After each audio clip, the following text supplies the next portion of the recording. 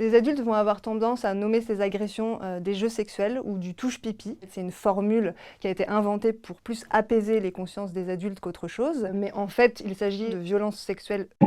Je suis directement concernée par ce sujet de l'inceste commis par les mineurs, puisque mon cousin, âgé de 1 an et demi de plus que moi, m'a agressée sexuellement lorsque j'étais enfant et ensuite adulte. Donc lorsqu'une victime est agressée par un mineur en cas d'inceste, l'âge moyen est de 7 ans lors de la première agression. Les agresseurs mineurs sont à 92% des garçons et souvent des garçons jeunes, c'est-à-dire moins de 13 ans. En recoupant plusieurs enquêtes que j'ai étudiées, je suis arrivée à une fourchette entre 1,7 million de personnes et 2,2 millions de Françaises et Français concernés par cet inceste. L'inceste survient là où il est déjà là, c'est-à-dire qu'il se transmet de génération en génération. Des parents qui ont été incestés ou qui ont été incesteurs vont transmettre sans mots, sans conscientisation, des pratiques, un climat incestuel. Dans mon enquête, j'ai interviewé 8 victimes et les 8 victimes ont des cas d'inceste dans leur famille au-dessus ou à côté. Et c'est mon cas également. Quand une victime parle, dans la très grande majorité des cas, les parents, les proches choisissent, je dis bien choisissent, de se taire, c'est-à-dire de ne rien dire.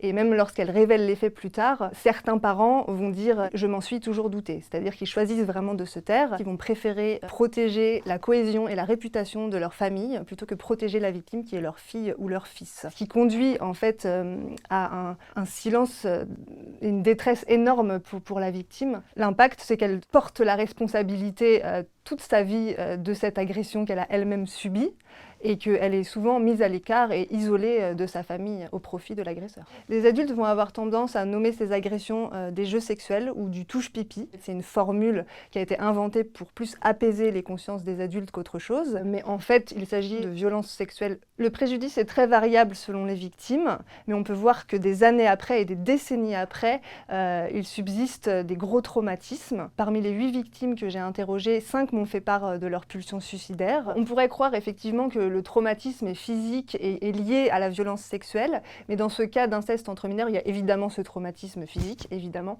mais le plus gros traumatisme et le plus gros préjudice, c'est vraiment lié au silence et au fait que la famille ne veut pas voir, n'en parle pas et ne reconnaît pas en fait cette violence. J'en ai parlé à ma famille il y a 3 ans à peu près, à mes proches, mes parents et mes frères et sœurs. Ma famille au départ a réagi comme toutes les familles, c'est-à-dire qu'elle a nié, qu'elle a minimisé. À force d'en parler, d'en discuter, mes parents ont pris la mesure des faits. Concernant ma famille élargie, donc mes oncles et mes tantes et mes cousins, cousines, ils ont été mis au courant de l'enquête il y a pas longtemps du tout, par mon père. Et pour moi, c'est une vraie libération et une délivrance. Pendant toutes ces années, j'ai porté la responsabilité de cette histoire et dorénavant, elle a été rendue à ceux à qui elle appartient, c'est-à-dire les adultes de ma famille. Je pense que les parents ont une responsabilité pour protéger leurs enfants, mais au-delà de ça, à mon avis, c'est quelque chose de bien plus large et plus sociétal. Dans notre société, il existe le mythe de l'inceste heureux qui est largement véhiculé dans les représentations culturelles. On le retrouve par exemple dans Game of Thrones. Moi-même, par exemple, à l'adolescence, je me suis raconté ce mythe de l'inceste heureux.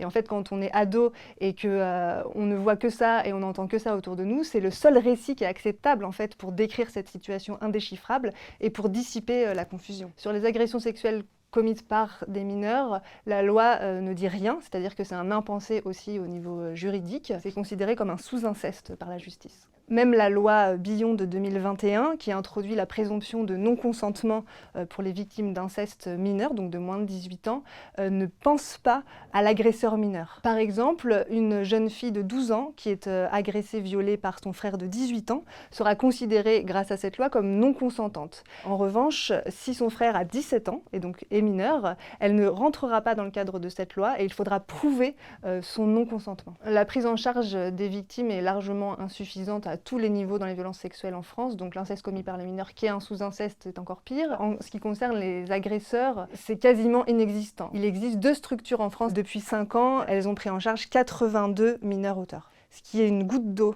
Le tabou et le silence est une violence supplémentaire en fait pour les victimes. Et ce qu'on peut voir, c'est que dès qu'il y a une écoute, une reconnaissance même de l'agresseur ou des proches, ça lève ce tabou et ce silence et ça procure une vraie délivrance, même si on ne peut jamais être complètement réparé du traumatisme, mais au moins une libération de la parole.